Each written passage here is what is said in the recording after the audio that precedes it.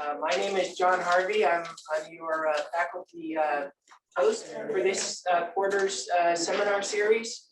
And our first speaker today is Betty Deakin, who I've known for a number of years. And she is an Emerita professor from UC Berkeley. She's speaking to us from New Hampshire today. So let me hand it off to Betty, and we're so glad that she's here. Let's welcome her in. Thanks, everybody. I'm glad to be here today. Let me get started here. Oh boy, this isn't forwarding. Okay, let me go back. Just to keep you on your toes, my headline says 5 topics for discussion today, and I list 6. So I do know how to count, but I wasn't paying close enough attention apparently as I was revising these slides for the presentation today.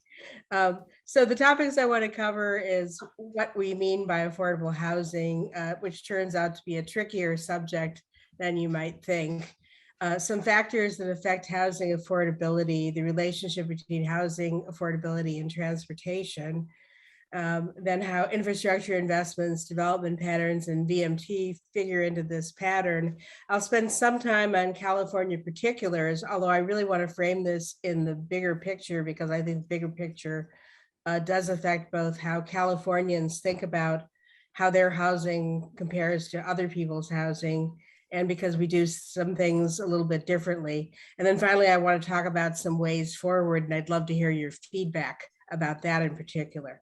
So first, let's start with affordable housing definitions and rules of thumb. And I'll just start with the rule of thumb that the federal government uses, which is that dwelling costs shouldn't be more than about 30% of adjusted gross income. And lenders use a little more complicated way of thinking about that. They tend to say that debt payments shouldn't exceed 36% of your pre-tax income, and not more than 28% should go to housing. And they look at debt to income ratios, along with other things like, whether you have a good credit rating, et cetera. But many lenders for people with money in their pockets will go much higher than that percentage in how much they'll loan. And that certainly affects competition for housing. Now, so that's housing affordability. Then we use the term affordable housing, which has come to mean something just a little bit different in the United States. And a lot of times when people talk about affordable housing, they mean housing for people who are low income and therefore qualify for various kinds of housing programs. And the Department of Housing and Urban Development establishes area median incomes for each metropolitan area, and in some cases for distinct parts of the metropolitan areas, as well as for non-metropolitan counties. So what's low income really depends on where you live. And low income is defined in general as making less than the area median income. Very low income is less than 50% of the area median income. So that helps us think about what we mean by affordability problem. Federal government would say that we have an affordability problem if you're spending more than 30% of your income. That means your housing cost burdened. But a lot of people would say, well, wait a minute, if I make a lot of money, I can afford to spend more and have a nice house if that's what I want. Somebody else might want to buy a yacht and I want to buy a big house. So why does that matter? So keep that in mind too. There are more than 38 million people, or about a third of, almost a third of US households that have housing cost burdens. And this is pre-pandemic. And I'll talk in a minute about how pandemic has kind of set us on our ears about what we think we know about housing issues. One of the issues that we saw pre-pandemic is that the inflation adjusted median rent was going up really fast. Between 1960 and 2016, it went up 61%, whereas for people who are renters, their real income only grew by about 5%. So incomes have stagnated, rents have not, and that has made a lot of people feel the pinch. So we end up with a situation where over half, 54% of renters in the late teens of this century were spending more than that 30% rule of thumb on their rent. 25% of renters are spending more than 50%, And in comparison, 28% of homeowners were spending more than 30% of their household income on mortgage payments, which also is a little bit misleading because they probably are also paying property tax. That varies a lot by what state you're in. If you're in New Hampshire, as I am, you pay a lot in property tax. In California, it's limited by Prop 13, but housing prices may still mean you're paying a lot in property tax. If you're in Florida, you may not pay any income or any property tax on your house at all if you're a median housing owner. Okay, owner rent. Here's what the census data show. And this, again, these are all pre-pandemic. 64% of the housing units are owner occupied, and that varies by region from about 60% in the West to much higher in the Midwest. Over 38% of owner occupied housing units are actually owned free and clear. People don't own a mortgage on them, don't own anything on them. Free and clear does mean, of course, they're still paying property tax, so it's not like they have no housing expenses. The homeowner rate among Americans varies a lot by age. So if you're under 35, again, pre-pandemic, not quite 40% owned a house. That might sound really high to people from California because the ownership rates in California have tended to be lower than that and higher in the Midwest, again, where housing is less expensive. An important factor, though, is for those who are 65 or older, it's 3/4 who own their own houses. And so that changes over time. Median value of the unit was about a little over $200,000 over the teens period for all different kinds of housing. That would include condos or owned apartments, townhouses, and single family detached houses all bundled together to calculate that median value. People who had a mortgage were paying typically about $1,600 a month. Without a mortgage, about $500 a month. That gets back to total owner costs. So you can see that property tax does add up there. Median monthly rent in comparison was about $1,000, a little over $1,000 a month. And bluntly, the COVID pandemic has created havoc with all of these numbers. So this chart shows median asking prices for vacant houses that are for sale between 1997 and 2020. And you can see that the effects of the recession caused a crash, as we all know, in housing prices, and it climbed back up to about to higher than it was originally. And then it's kind of bounced around through 2020. And these are current dollars, so it hasn't been adjusted for inflation, which would take some of those gains out of this graph. And here's the median asking rent price for vacant rental units over the same period. Again, also current dollars, but you see the difference in the trends, bouncing around for housing prices, but a steady upward rise in the period that for renters.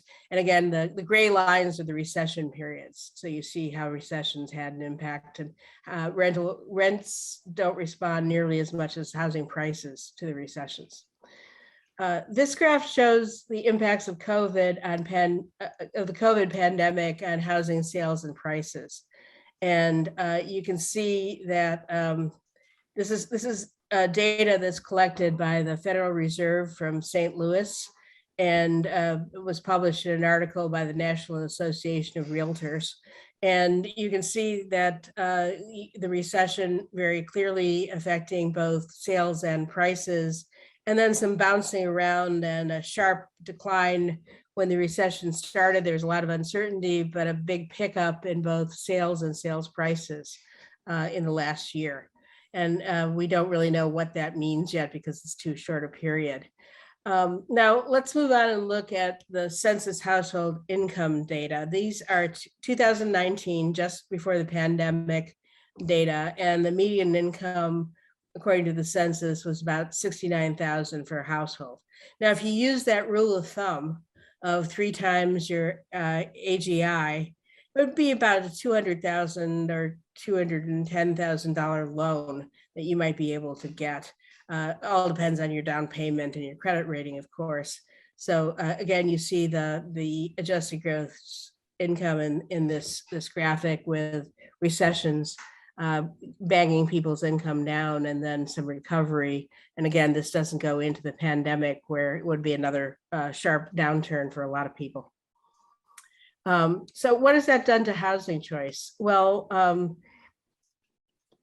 I think we have to be careful in what we say about what the impacts of COVID have been on housing choice, because when the pandemic started, there was a lot of concern that housing prices would decline sharply because people were going to lose their jobs or face long periods of unemployment with restricted incomes and a lot of uncertainty.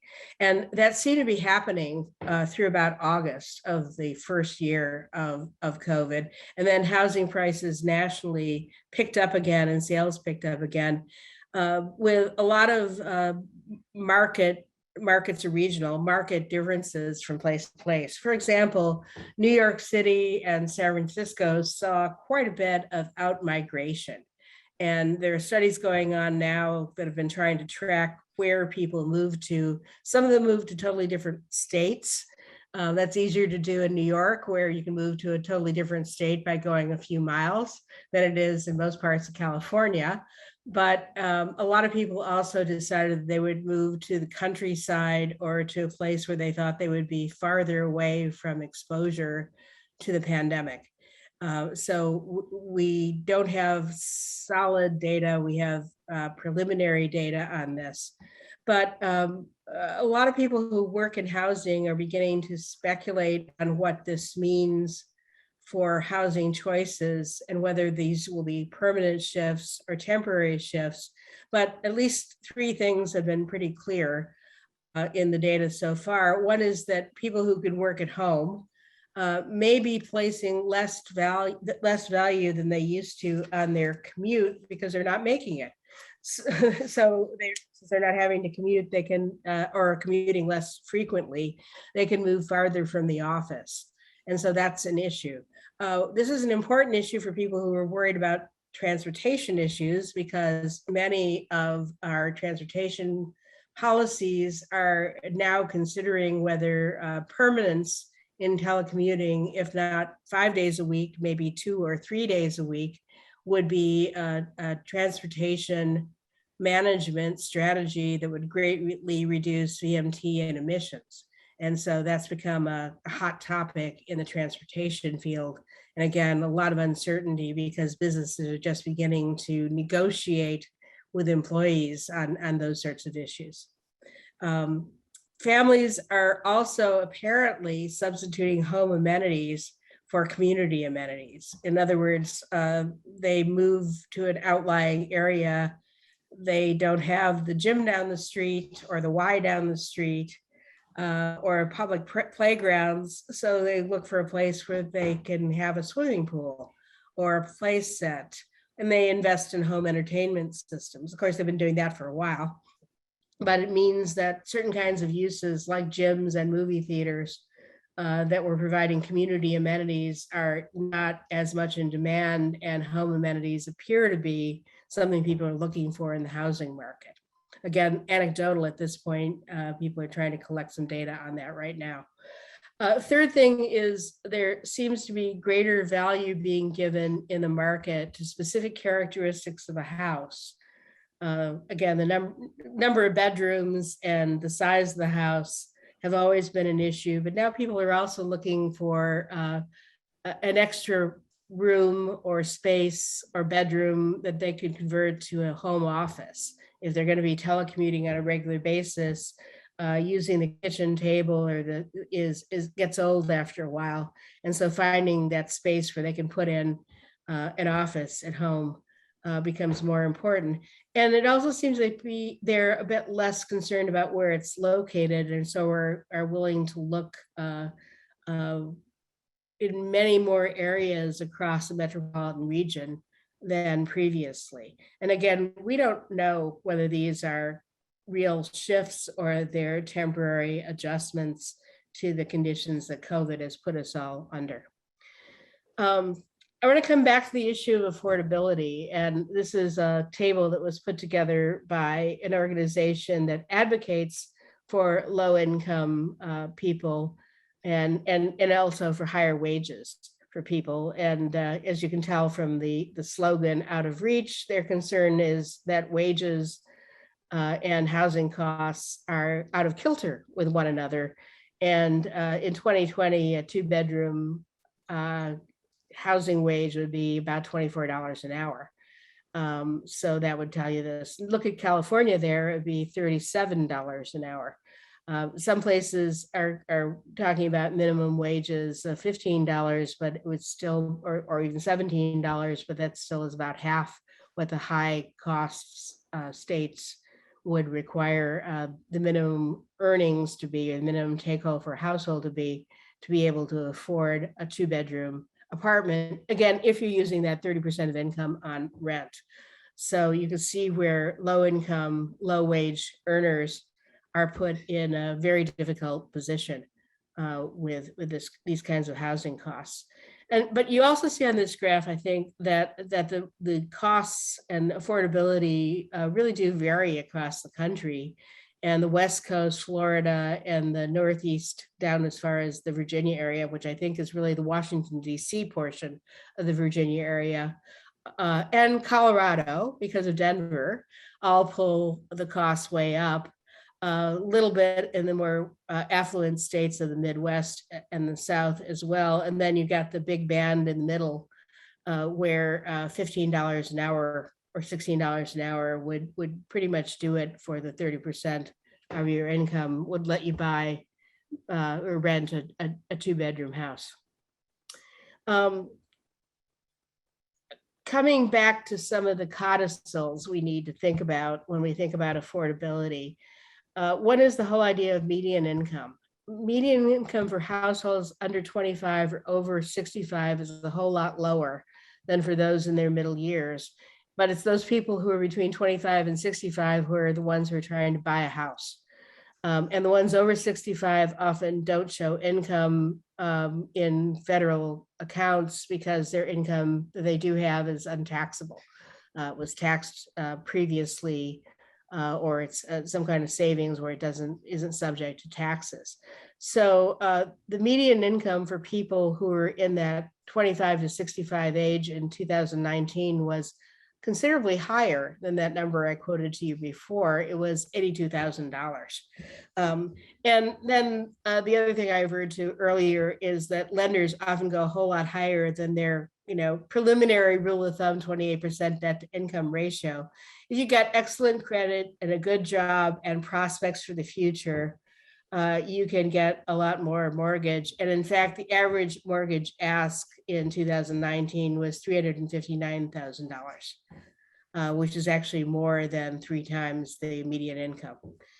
And again, with housing prices varying widely, like rents from state to state and from metro area to metro area, what's affordable to households, to people, really depends on where you are and who you are, what your life cycle stage is, and what your circumstances happen to be. I want to move on and talk about factors that affect housing prices. And we all know some of these, and I want to stress some of them.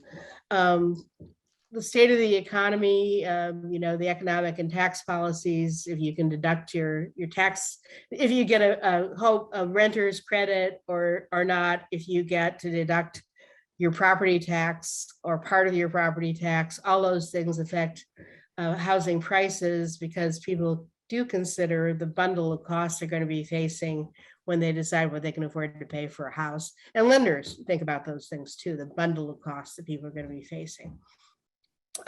Supply of housing in the region is an issue, and that's been a big issue in California because supply hasn't kept up with population and housing and household growth in California. Location certainly matters. There's numerous studies going back 50 or 60 years showing how proximity to jobs, shopping, schools, transportation, crime rates, lots of other factors like that all affect your housing price, as well, of course, as things like the number of rooms, the usable space, the age, condition, whether it's got upgrades, how much land you have, what your landscaping looks like, and your neighborhood, whether you have a safe neighborhood for people with children or contemplating having children. School quality is a big issue. And for amenities also matter. There have been studies showing that things like parks and views will up the price of houses, but so will disamenities. So if you live in an area that has heavy air pollution, and even wealthy areas that have heavy air pollution, like Pasadena, see that there's evidence that housing prices are depressed because of the pollution in those areas. Or if you live near an airport, and you got noise, or if you live near the 405 or some other freeway that's carrying a lot of traffic.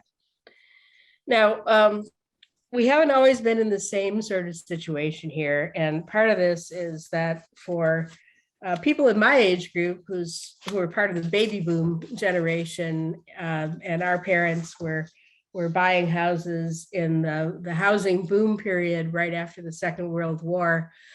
We saw a lot of moderate price tract housing, like the one shown in this. These are Levittown houses. Prices are $10,000, $11,000, $67 a month, no cash required from veterans. So you not only can get a veteran's loan, but you wouldn't have to put a down payment, and off you go for $67 a month. You've got yourself a tract house. Kenneth Jackson, the historian, called these suburbs a private haven in a heartless world. And I think that is emblematic of the way these houses were looked at, an escape from troubles in the world by having your own house on your own lot with your own lawn and your own place for your children to play, etc. These are built on a large scale with assembly line production methods. Usually they were built on former farmlands. Early Levittowns were potato fields on Long Island and hay fields in Pennsylvania that were converted at the edge of metropolitan areas, or really a little beyond that. And they included appliances, which it doesn't sound unusual to us now, but was actually an innovation at the time that they started doing this. And the starting price for a small Cape Cod version of this kind of house, or a small ranch house, could be as low as about $7,000, which would be, in today's terms, if you look at that, about $75,000, $76,000 today. So you can't find anything to buy in practically anywhere in the country for $76,000 today. But you need to recognize that the first Levittown houses, which were built in 1947 through the early 50s, those were 4-room, 750 square foot capes with an option to finish the space under the roof.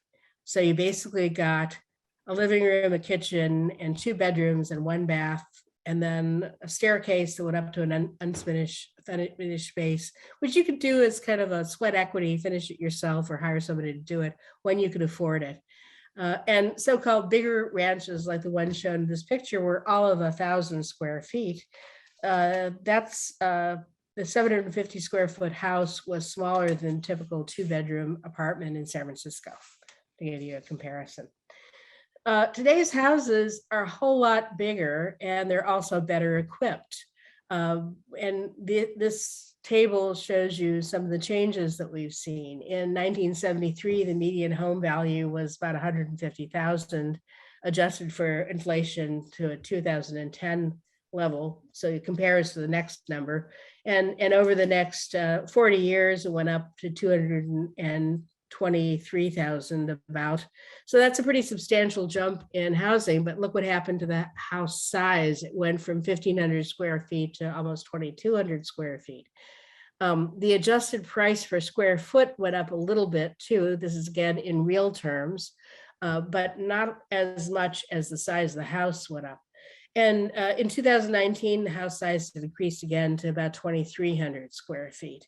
So part of the reason the housing has gotten more expensive is we want more house. And that's what the market is delivering. Another factor is today's houses usually have air conditioning, more appliances, better appliances, more bathroom, more insulation. Everything is upgraded. And in a lot of locales, they have more parking too. So the house of 40 to 50 years ago was nowhere near as equipped or as didn't have as much input into the construction as houses do today. This graph shows what some of the barriers to ownership are.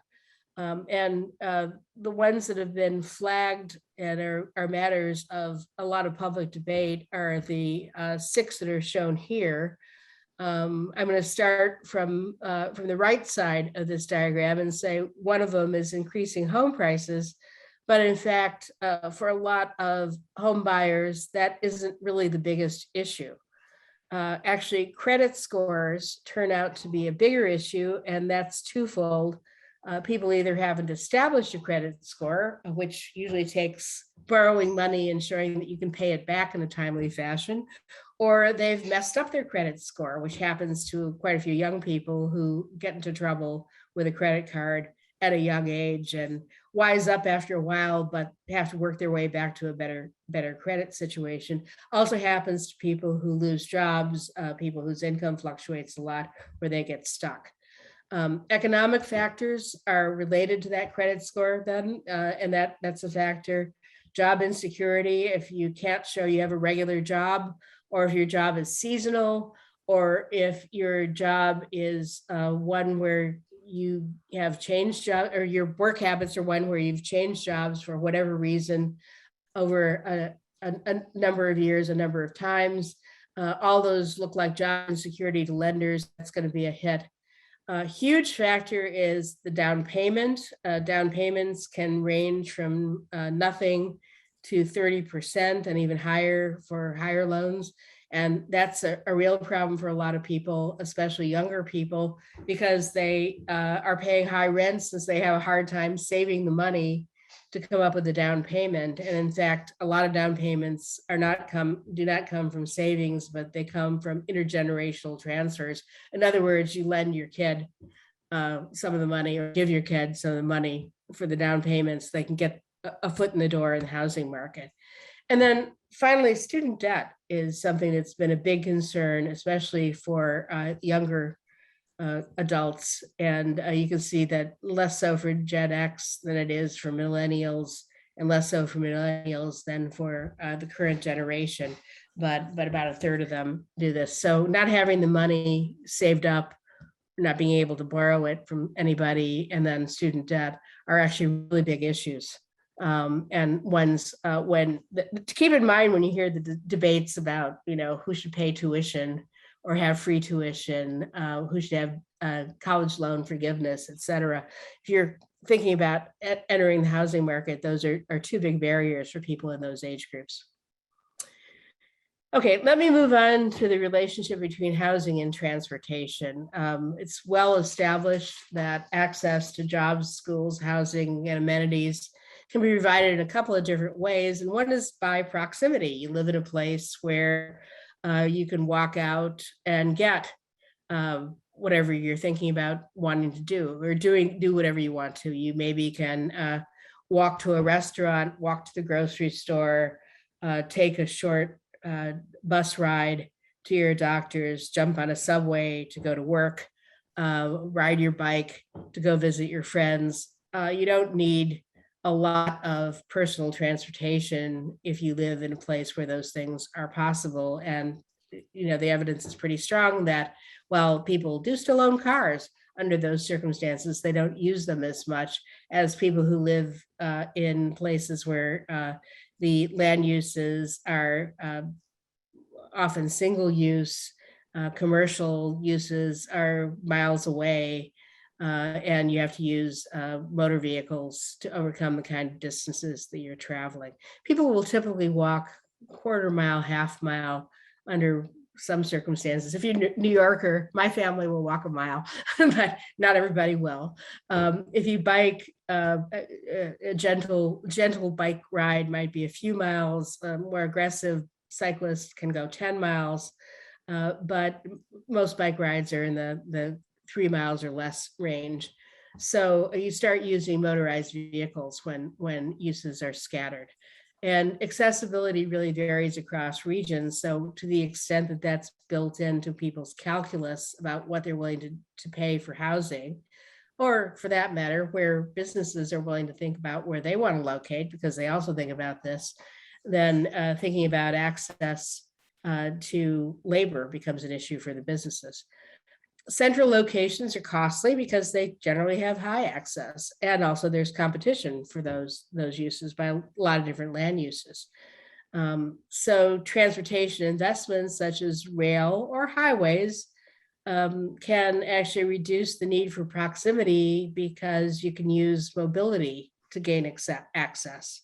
So they make more locations accessible. Now, if you read some of the recent transportation plans that have been introduced in California, you'll hear people talk about access. What they mean is being able to get to the transit system. And I want to make sure that you understand that that's not what I'm talking about. I'm talking about getting access to a destination, or even more importantly, access to a good or service or amenity that you want to participate in or enjoy. So it's access to things you want to consume or partake of or participate in. And then technological changes are clearly altering location preferences, as we just discussed, and that includes the ability to work remotely or automated warehouses, but it also would include things like, using Instacart to deliver groceries to you, or having a little robot run down the sidewalk and bring the pizza to you, or in some places drones delivering your packages from Amazon.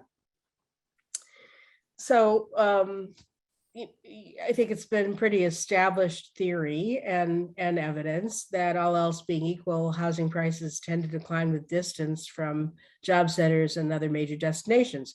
In other words, they don't have the amenity of accessibility, so they don't have that added into the price because accessibility gets capitalized into housing costs. So if we look at this bundle of commuting costs and housing costs, the less we spend on one, the more we can spend on another. And that is something that people say, well, I can move to the urban fringe and get a cheaper house and save some money and get my foot in the housing door. Well, the problem with that is you're also going to be paying more for your commute. And if your commute is costing you 50 cents a mile, and we add 10 miles each way from your house to your job, you're spending $10 a day on the commuting, or maybe $2,400 a year, which would let you pay a couple $100 more a month on your house. And that would let you spend another $40,000 or $50,000 on your mortgage right there. So people don't necessarily think about that because most people don't think about their transportation costing them 50 cents a mile. They think about how much gas they put in the last time they filled up and whether it was $4 or $3. And so they aren't thinking about the capital costs of their vehicles and so forth.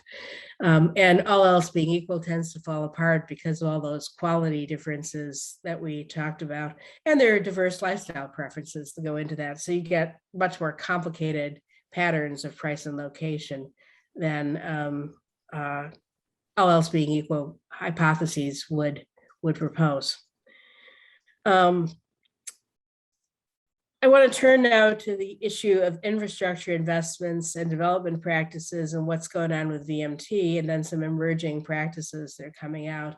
And I think the basic thing is that for a long time, many transportation departments everywhere in the United States, really everywhere in the world, treated land use issues as if they were entirely exogenous.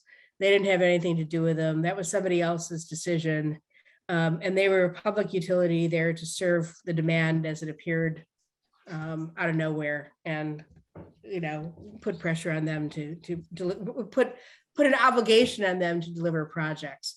And it's been a hard sell, but I think the evidence is finally convincing most transportation agencies that that's outmoded thinking, and recognizing that transportation infrastructure not only responds to growth, but actually shapes growth in the first place. And recognizing that suggests that we ought to be doing more to coordinate plans with urban and regional development. In California, we put an emphasis on housing, and that makes some sense because housing is not only its own problem, but it's also the majority of land use that we have. But when I say urban and regional development needs to be coordinated, I'm talking about all urban and regional development, not just housing. Providing higher densities for housing, though, is certainly a way to lower the cost of housing, especially if you can capture economies of scale. And so we're beginning to see, and have seen for at least 50 years now, interest in higher density development around transit, second units, infill apartments. California has fourplex law now, but also reconfigured height limits for apartment buildings, et cetera, to provide for a way to lower the cost of housing to be able to capture some economies of scale. Another thing that we're seeing is multimodal street design, complete streets in particular, with a renewed emphasis on trying to make walking and biking safe, convenient, fun, pleasant, sensible trips for the many, many short trips. And if you actually look at the data for California, you'll see that a very large chunk of all the trips that are made are under 3 or 4 miles. Most of them are under 5 miles. So while we tend to think about doing system plans for gigantic long trips, very few people are making those gigantic long trips. The majority of trips are short. But for those long trips, express buses, bus rapid transit, priority treatment, which doesn't work very well unless you also think about the first and last mile, like how do you get to those treatments. So you have to actually think about shuttles or bike parking and bike lanes so the bicyclists are safe, and better pedestrian connections to these express services, whether it's bus or rail. That can make a big difference. And that could also be done with new mobility ranging from ride matching, car sharing programs, TNCs, ride matching programs, bike sharing, scooters. The problem there, I think, is the business models are certainly up in the air right now, with labor issues being one of them, and prices increasing in a lot of major metropolitan areas, so that they're actually more than taxis at this point. Reducing or eliminating parking requirements. We have had parking policy that's based on the Xerox machine, I swear. People copying parking standards that somebody else copied with no thought. And massive amounts of vacant parking. Sometimes you can say, well, that's really because the property owner is holding the land for future development. They're trying to assemble parcels, and so parking is a way to get some revenue, and even if they only have 10% of it full, it's some revenue rather than no revenue. But a lot of times it's a government regulation that has required massive amounts of parking that aren't really needed, or needed during Christmas season or something. So reducing or eliminating those requirements can certainly lower costs. I said here $10,000 to $20,000 a space. There are a lot of places where I should be saying $40,000 to $50,000 a space, because you can't build one for $10,000 to $20,000. That's the minimum that you can do a surface space for in most places. We've tried some experiments with location efficient mortgages, giving credit for lower transportation costs and higher accessible places. And certainly more toll roads and VMT fees, which then possibly could be used, among other things, after you've paid for the roads that you're tolling, to help create public housing, social housing programs, among many other things. Better bike connections, better pedestrian connections would be possible. There have been a lot of focus groups in the last couple of years, some that I've done and some that colleagues of mine have done, on the perceptions of California and what people are willing to do about housing and transportation in California. And here I just want to highlight some of the negatives as well as some of the positives. And if you talk to people and say, what do you see as key issues? Housing actually comes up pretty high on the list as a negative in California, the high cost of living and growing homelessness, which is seen as both a tragedy and as a problem for themselves in the way people talk about it. They see a perception of spiking crime, and then they think the state is going to be losing or is losing jobs and population. And that was even pre-pandemic. That was part of the discussion when you talk to people about things they thought were problems that California was facing. And yet, people also would say, this is such a beautiful place. What a beautiful state. What a special place it is to live here. And they valued that California was more open to new people and new ideas than they thought most places in the United States were, and was also willing to try to make things better.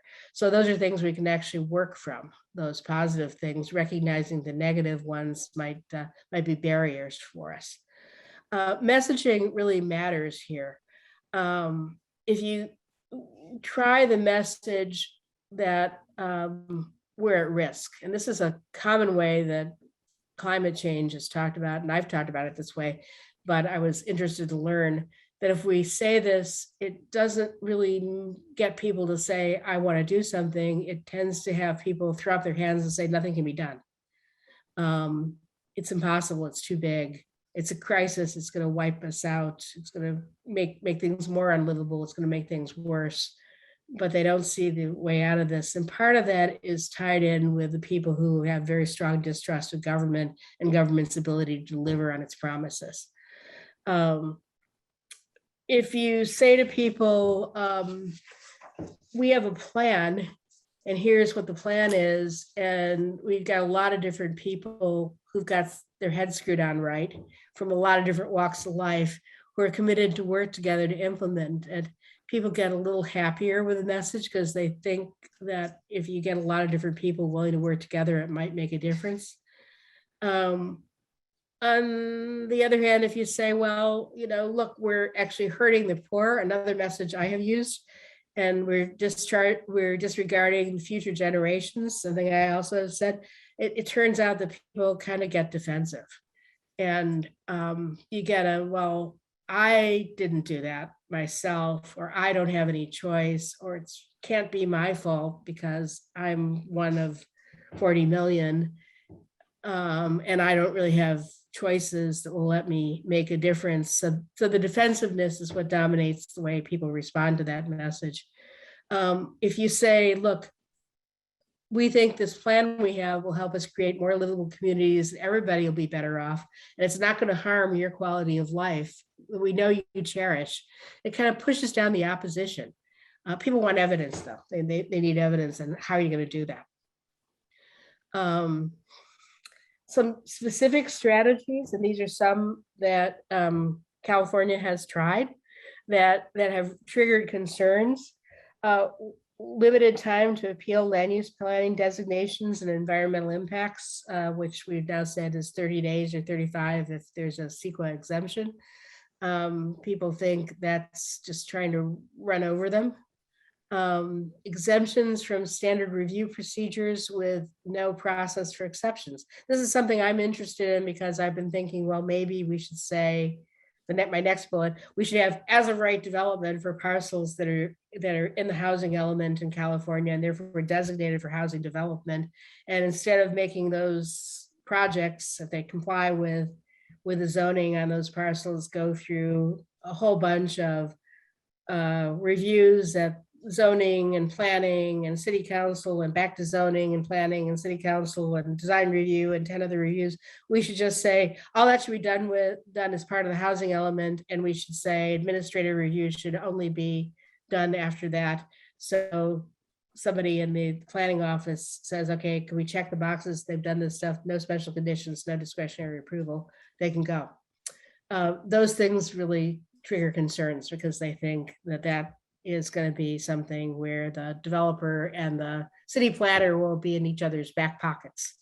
There's the only disagreement on that we heard from the focus groups was whether it was the planners or the developers that were more likely to be corrupted by that kind of a process. So that's an issue, and people want to see some exceptions to this sort of thing. So there's control over them. They relate a lot of their interpretations of the housing problem to their own experience. So one thing that a lot of people will say is housing problem in California doesn't seem so terrible to me, you know, save some money, it takes you a while, but you get into it, is a common attitude among older people who own a house. And other people will say, well, we're out of control because I have a cousin who lives in Montana and their house is beautiful and it costs them $250,000. And you can't buy a shack in my town, my city, for that price in California. So people relate it to their own experience, what they know about. They also see the housing problem kind of one-dimensionally as the price of new products. And I think some of the way we cover housing policy discussions in public documents and the way they're covered in the press also treat it as new products as the issue, even though housing problem also entails poor quality, overcrowding, et cetera. So affordability in the existing stock. A lot of people are concerned about negative consequences of zoning changes and mandated density increases. And certainly the discussions about sustainable community strategies generated a lot of pushback from certain groups of people about those things. And the concerns really are that their own personal quality of life is going to be harmed. So I think breaking that connection to my personal quality of life versus your need for housing and finding a way to do this so that your personal quality of life is maintained or even is improved as more people have more housing choices would be a way to do this. Most people, if you talk to them about density, think you're talking about tall buildings. So more models that show that you can get, 30, 40, 50, 60 units an acre in 3-story buildings, 4-story buildings that don't tower over the whole neighborhood or the shopping street or wherever you're putting them would be very useful. And it turns out that most people don't really have much experience with successes. I think academics often, start thinking about, on my last trip to Denmark, I saw all these bikeways, or in the Netherlands, I saw all this development around transit stations and bikeways, et cetera, et cetera. Well, a lot of people don't have a passport in the United States. They've never been to Denmark. They've never been to the Netherlands. If you talk to them about it, they think those are these funny little countries with 5 or 10 million people. They're smaller than counties in California, so it doesn't compute. They don't have personal experience, and it doesn't relate. So try to figure out how to have provide examples that people can actually, that are successful, that people can actually relate to, is I think something we haven't done as well as maybe we could. So that leads me to raise some strategies that offer ways to move forward. And I'd love to hear your thoughts about this. One thing that's, I think, might be fun to do and possibly could make a difference would be to have some design competitions. So we do beautiful, buildable, affordable housing plans and examples, and actually build the best ones and make those templates widely available so they could be copied. Now, the templates can be copied. It's tricky because, especially for infill, you're often doing what seems like one-offs because parcels are weird or there's neighboring uses that have to be accommodated, et cetera. But I think there's more opportunity for templating and creating design manuals and blueprints of I'm talking literal blueprints, not plan blueprints that are just basically policy statements that could be used in these cases. Some real demonstration projects, on the ground examples of best practices that actually are shown in California, not in Denmark or Sweden or all the other places that academics, including myself, have tried to say, look at these great examples, and people don't don't get it. It doesn't compute, doesn't seem relevant to their lives. So we need transit-oriented development. We need, I think, grand boulevards. We need smaller town Main Street projects, which really work and show how multimodal integrated transportation land use planning with strong environmental integration into the designs of the projects can actually create a more equitable, but also beautiful and enjoyable and joyful place for us. And it also, I think, would reduce concern about traffic impacts, which are always right there as a push against these kinds of changes. I think we need to pay attention to middle-class housing, especially in California, where that's an affordability issue. It's not just poor people. And that does not mean that we don't pay attention to our citizens, our residents, our fellow Californians who are very low income and really need to be prioritized and help. But it means we got to be thinking about how to broaden the audience and broaden the products that we're providing. And one way to do that actually is something we tried 50 years ago and still do little of, but I think could do more of, is user size subsidies, helping people rather than buildings. So that would reduce reaction that what we're doing is subsidizing real estate development and not so much the people who benefit, which is an unfair criticism in my view, but nevertheless is criticism we hear. So let me just sum up and make some points about the relationship between transportation infrastructure and housing affordability and VMT. Yes, housing at the outskirts tends to cost less, but it has lower levels of accessibility, and we need to get people to understand better that they need to look at the whole bundle of costs they're facing and not just the housing costs.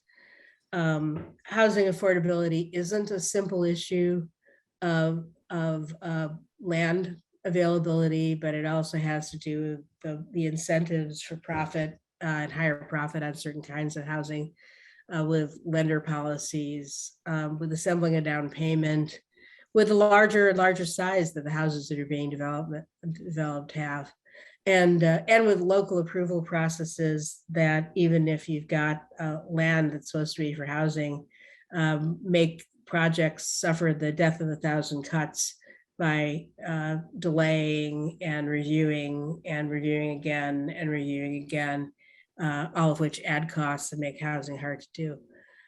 Our housing element might be, if we think about carrots and sticks, sticks first kind of policy, we say you have to have a housing element, and we have adopted zoning overrides. We haven't done as much, in my view, as we could do, and I'd love to see us do, in providing best practices and leading examples. We do have some really good examples out there. Maybe we just need to highlight them more. So I'd love to hear what you think about that. And then I think this needs to be tied together. So we're thinking about development along with complete streets, grand boulevards, Main Street Renaissance projects that really can create places that we would all really like to be. And I mean, all of us, people from all different walks of life would find a reason to want to be there, and link that to economic development as well, to creating good jobs in these places. So I'm going to stop there. Love to hear reactions. Thanks for your attention.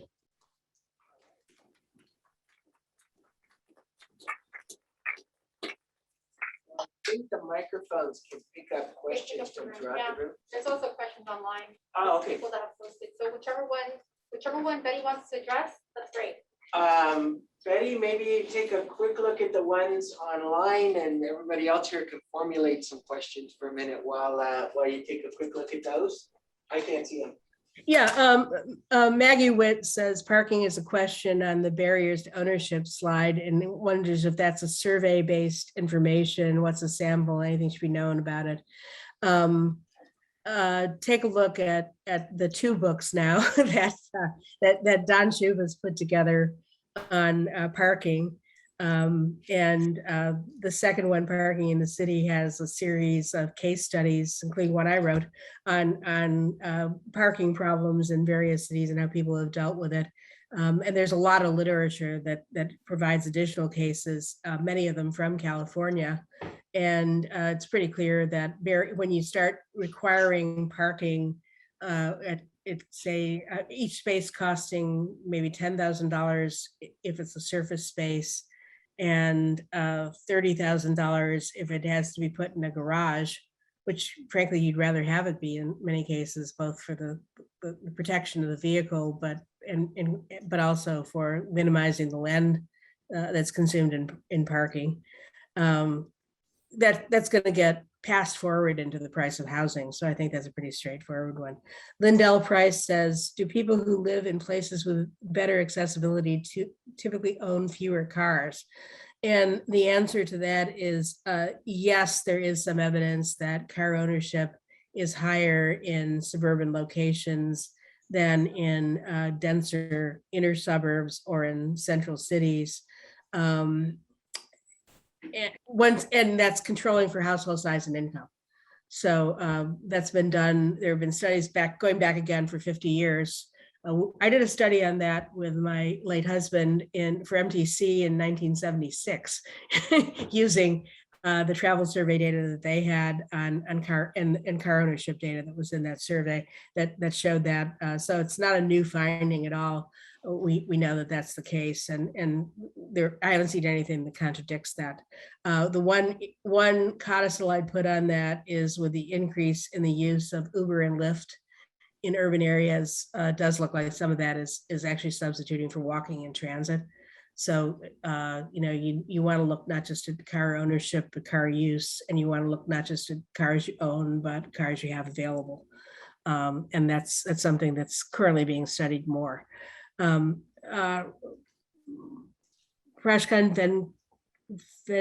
Venkataram, I hope I didn't butcher your name too badly, Prashkan. Prashant, okay. Asks, has there been a comprehensive study plotting housing and transportation costs as a function of location? It says in the most simplistic view, distance from urban core in a metropolitan area for different metropolitan areas. Center for Neighborhood Technology, which is a group based in Chicago, and was an innovator in location efficient mortgages, did a whole bunch of studies on that. Carrie Makarowitz, who got her PhD with us at Berkeley and is now a professor and I think department head at the University of Colorado in Denver, was one of the leaders in writing that, and she's done a lot of work on that since. So yeah, there is literature, that comprehensive study on that. There also have been a couple of studies by the Federal Reserve on that. So yes, we do have access to, I think, pretty good studies on this topic. Lindell Price, why is there so much emphasis on building bike lanes and paths and slowing motor vehicle speeds wait a minute, something just happened and I lost here we go. Versus slowing motor vehicle speeds on some existing roads. I would do both. Slow streets are in fact a very good way on narrow streets where having segregated lanes it isn't going to work. And you do see in a number of cities where they basically have established slow streets where there's a big bike in the middle of a bike sign and right down the middle of the road, and it says, watch for bikes, go slow. This is a bike boulevard or a bike street. And we have them in California. So I think both strategies can work, and you have to design for the context. How does an entity get to the point of having support from many partners if distrust exists so broadly and deeply? Boy, that's the question, isn't it? Is how do you overcome that? One is by following through on promises. So keeping, I think more transparent and sincere discussions of where we need to go can make a big difference. And success stories also help. If you show that you've done something and it has succeeded, you can build on successes. That also means that you have to let agencies fail and admit that failures are learning lessons and not send the staff to Siberia or pretend it didn't happen. if there's a failure in something, and that's also hard for a lot of public agencies to do that. So, if you look at some of the plans we have across the board, transportation plans, housing plans, we need to start saying, what did we accomplish the last 5 years? Maybe do an annual or a biennial review of what we've actually accomplished. What worked, what didn't work, and what are we going to do about it? And then move on to the next plan. That's what we're going to do next about it. And we need to really hold ourselves accountable, I think, as planners and engineers and professionals in the field to do that, to evaluate ourselves and keep pushing forward. Betty, we want to give the room a chance. Yeah. Here, have a question? I guess, how do we get more middle density housing? It's a big question, but important one. Well, the recent bill that lets fourplexes move ahead is a start, although I think it's one that may have some consequences that we need to keep an eye on, including speculators buying those houses that are easily turned into fourplexes. And it doesn't guarantee that it's going to be something that either helps the existing homeowner or that it's going to necessarily deliver more housing, or necessarily deliver more affordable housing, depending on where it's done and how it's done. Down the road from me in Cambridge, Massachusetts, there are a lot of sixplexes, apartment buildings with 6 units that have been fit into the landscape, that don't tower over the neighbors, don't look like shoe boxes, really nicely designed buildings. And it's part of the norm there. So I'm not sure that 4 is all we can do. 30 units or higher, then you're starting to get to densities a lot of times that might be 30 to 50 units an acre. They're not built on acre parcels. So I think there's a lot of that. Looking at ways of encouraging, I think, Main Street development that has a housing component, either above or nearby it. So thinking about corridors and boulevards that could actually support a combination of housing and then commercial developments along them. We've got a lot of worn out commercial strips in California, and that looks to me like a place to do more density. Some great examples in Denver. Maybe there's some in California that you can tell me about, where old malls have been turned into mixed use, very attractive mixed use, mixed income developments. So those are possibilities too. So I think really looking seriously about where there might be more development potential than we've looked. There's a paper and whose authors I'm not remembering right now, other than it's out of UCLA that actually looked at where a bunch of cities in California had identified land for development versus where the development actually happened. And it was almost random. The two didn't match up very well. So I think we need to think about what that might imply about how well we are doing in identifying places where development can occur, what the barriers are, and then systematically try to take those barriers out.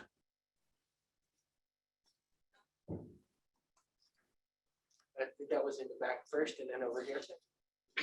How do you think occasional disasters, events like wildfire or like pandemic or any kind of disaster, affect the perception of people, like people's perception about the housing in that area? Like, can they make, even though they're occasional, can they make a permanent effect or long-term effect about the perception? Well, I was having a little trouble hearing you, but if I understood it correctly, it's that you're asking what's the pandemic doing to perceptions? Why don't you stand up there and actually just come closer? Could somebody repeat the question for me? Yeah. Thanks. Yeah. Okay. okay, go ahead. Then, yeah, just talk. You're good. You're doing great. Go ahead. So I wanted to ask, how do you think that any disastrous events that's occasional, like wildfire or pandemics or any kind of natural disasters, how do they affect people's perception about housing in that area? Can they, even though they're occasional, can they make a permanent impact on their perception? You're asking Betty, whose office sat on the Hayward Fault in the East Bay, so. Yeah. I mean, we sat on, we went through Loma Prieta and, as John was just saying, my office for years was right over the fault. The Berkeley campus is right over the Hayward Fault. So I guess we have a lot of tolerance for this. If you look at flood experience, you see people want to rebuild. You look at Paradise, California, you see people wanting to rebuild. It's hard to give up places you love because of a disaster. The pandemic, and so I think the frequency with which we're seeing fires recently is a bit alarming, and whether that changes people's views, makes people say, I don't want to live here, or I just don't know. It's too soon to tell, I think. On the pandemic, that's been something that researchers are looking at again. It's really hard to tell whether this is a long-term impact, and people have said, hey, I'd really like to, I worked at home 5 days a week, if they were lucky enough to do that, to work. And maybe I don't want to do it 5 days a week, but it would be really nice to be able to work at home 2 days a week or 3 days a week, and go to the office 2 days a week or 3 days a week, and not have the rat race. And that would drastically change all kinds of things if people started doing that. And those conversations are going on right now. And on the employer side, the conversation is kind of like, well, if we did that, what would it mean about the kind of office space we need? Could we reconfigure our space so we don't need as much space, much private space, and we might have more rent space that would allow us to have more meeting rooms, because teams would come in and meet together one day, and they'd meet, only senior management would need a private office. And so all those conversations are going on, and I'm aware of those conversations, but I don't think they've been resolved, and we won't know for a while. I'd add to that, Farhana, when Betty and I were working at the same time in the East Bay, we had the Oakland fire, which burned 3,000 houses. Yeah. I completely built back. I think what really controls it, one thing Betty didn't mention it, maybe Betty, you can follow up on that, is if you can get insurance for when you rebuild, you are highly likely to rebuild. But if you can't get insurance, and that's one of the issues in Paradise. If you can't get insurance, then you can't rebuild, and the same applied to earthquakes and floods. Yeah, and the federal government and floods in particular has had this long debate about flood insurance. Should we have it? How long should we have it? How frequent can the floods be? And with climate change, potential for much more frequent fires, floods, and then all the things that go with those, earth mudslides, which often follow fires, and as well, can all be things that will lead insurance companies to say, no, we can't keep doing this, or your costs are going to go way up. So I think that's a good point, John. I think that's an important point. Insurability will be an issue. Hi, Elizabeth. Thank you very much. Very interesting presentation. I think you touched on a lot of important topics. So this, one thing I wanted to point out is that you mentioned that high density isn't necessarily high rise. And I think a lot of people confuse it for that. But what I was wondering is that, it's been a lot of years since these conversations have been going on how we need to increase density so that public transportation is feasible. What are the barriers? Why is it such a slow process? Do you think it's more of societal restrictions, barriers on part of society, or how their perceptions are? Or do you think it's more of an institutional kind of Well, it's a bunch of things. I was looking a couple years ago at land on Telegraph Avenue near the Berkeley campus and figuring out what the price for land that would need to be, buildings on it would have to be raised for it to be redeveloped. The city would have allowed that, but the land price, the price of the property would have been about $7 million an acre. And that was probably 5 years ago. So that's a pretty big land input. And that's one thing in California that slows development down. Compared to, say, Texas, where land prices are not nearly so high, or compared to the urban fringe, where you might be talking about pasture land that's not in particularly productive use. So that's an issue. And so land costs are one thing. For infill development, I mentioned briefly that you often get what I call you get a building to fit the site. It's not a mass produced. The 11 towns in the world, the housing was mass produced, and you see some of that with some apartment buildings. And again, in Berkeley, we had quite a bit of it with a couple of developers who were very good at finding relatively small parcels and had a building typology that would fit in those parcels. And basically they changed the color scheme, but we're building the same basic building as infill development in a bunch of places. So that can happen, and I think it can save some costs, where all you're doing is tweaking the paint or the facade color. But a lot of buildings, you do have some other site issues that they're more difficult to deal with on infill than on an alfalfa field, where you might not have the utilities, but you don't have adjacency issues so much, and you have lower land plot costs. On the utilities issue, it looks like it would be cheaper to do infill, but a lot of times utilities are reaching their useful life and were sized for less development or a different kind of development than is going in and don't meet current standards. So you need to do major upgrades, really.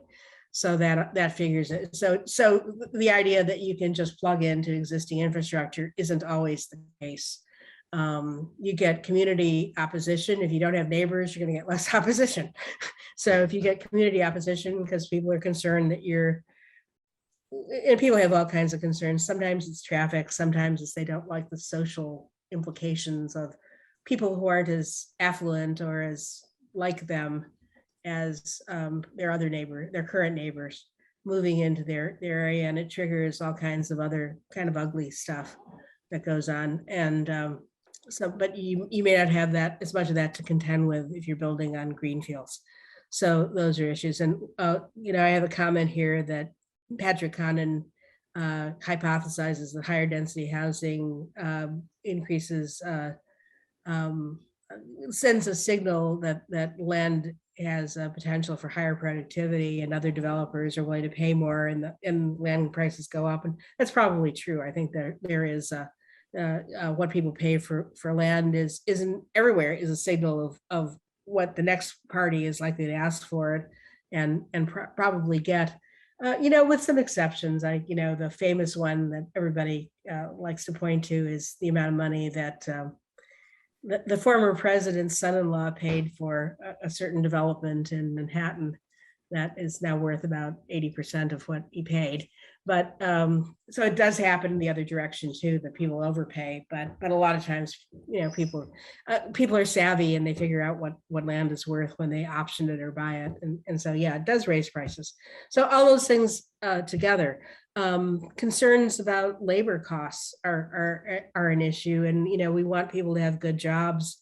There's an issue about manufactured housing and manufactured components, and manufactured factory built components lower costs. And increasingly we're seeing all kinds of things from trusses to roofs to walls to walls that are wired and insulated before they're installed, being used in housing in some parts of the country and not used in other parts of the country. And that's something we're having a discussion about. How do you have good jobs where are those things going to be produced? How do you produce housing that's less expensive, but doesn't mean that you're increasing unemployment in the construction industry? It's a serious discussion that has to happen, I think, to move things ahead too. I don't know if that answered your question, but I think all those things are factors. Let's take one more question. We could go all day here, Betty. We kind of have, but let's go with one more. Yeah, I feel in that sense that maybe land developers and construction companies are the ones like that lead the tendency of what people decide to live in. And it's joined with one of the things you showed at the beginning, which was like how they marketed the one, like independent housing with gardens, and how they, like maybe because they are looking specifically for easy to develop land, it's how they are actually leading the market and makes us believe that it's the way to go. And that's why we're fighting all these higher density places. And what's your opinion towards that? Oh, yeah. I mean, I think that was what I was saying about the Levittown model, and that model, the product that we're delivering has changed, but the idea that we're selling a dream has not changed. In my view, we're still selling people a dream of a life. It's a lifestyle embodied in a house and a car, et cetera, et cetera, et cetera, and a yard. And, for some people, it goes to a membership in the golf course or a membership in the country club. And then for other people, it's something else. But for a lot of us, it's a different lifestyle. It's a garden where we actually can grow vegetables, maybe, and have a nutritious life. It's a bike lane or a street that's a slow street where our kids can safely ride their bicycle without fear of being run over by a speeding car. It's cars that are slowed down to speeds where we're not afraid to let our grandmothers go out for a walk for fear that because they go slowly, an inattentive driver might mow them down. It's all those other things, and those voices, I think, are ones that we can elevate, and that I would like to elevate and have that be part of the discussion. But yeah, I mean, developers are there to make money. They're not there to be public servants. They see their job as some of them don't even build things. That there's a whole branch of the development community that basically is out there getting the planning permits, right? So they're creating an image, they're creating a master plan for the community, and they get the zoning and other permits in place, and then they sometimes they stick around and they're the master developer, and they peel off pieces of that large project, that master plan project, to individual developers. So there might be somebody who does the senior housing and somebody else who does the housing development for richer people, and somebody else who does the housing development for more middle class people. But sometimes they don't even stick around. They just sell it off as parcels and let it be developed that way. So there are a lot of different types of developers too, and a lot of different development processes, but none of them are there except for the nonprofits to do this. There are nonprofits, and they're very important in this discussion as well, but most developers are not there to be nonprofit. They're there to make a profit, and they're going to sell people what they think people want or what they can sell them, and they're going to sell up if they can. And so bigger houses with more amenities. Why have houses gotten so big? Well, for one thing, take a look at the number of gables and the roofs compared to those pictures I showed you. Take a look at the size of the atriums that you're entering into. So houses have a lot of things, not just parking and garages, it's all the other things that are being done. And I think we're out of time. So I'm going to stop there and say, I really appreciate your questions, and would love to hear more. So you can reach me through Deakin at Berkeley, Feel free to shoot me an email if you got a question that I didn't answer, or if you think I'm all wet about something, please tell me so that I can learn from you too. And I want to say thank you. A round of applause. Announcement is that we are looking at potentially a project to try and capture a lot of the stuff that Betty's talked about into some more simplified communication tools for some various stakeholder groups. So just a heads up on that, I'm talking to ITS consortium about that, to try and transmit these basic ideas to a more general lay audience, because I think lots of folks, as Betty said, they perceive what their personal experience is, but how all these things fit together is not widely known. I had a question for y'all before we finish. Betty, you can't see everybody out there, right? There's a camera. Can you see? Okay, I'll tell you what the results are. How many of you, two questions. How many of you have had a class on housing or are planning on it as a part of your transportation curriculum in your graduate program? Okay, good. That's probably about 60%. And how many of you are considering housing in your thesis topic on transportation? That's 3.5 out of about 30. So key component, that's kind of why we're looking for Betty to come in and set the stage here for really thinking about this key component. And the question of what drives transportation and what drives housing, well, they drive each other. So just wanted to set that stage today. And thanks again, Betty. That was comprehensive and wonderful. Thank you again.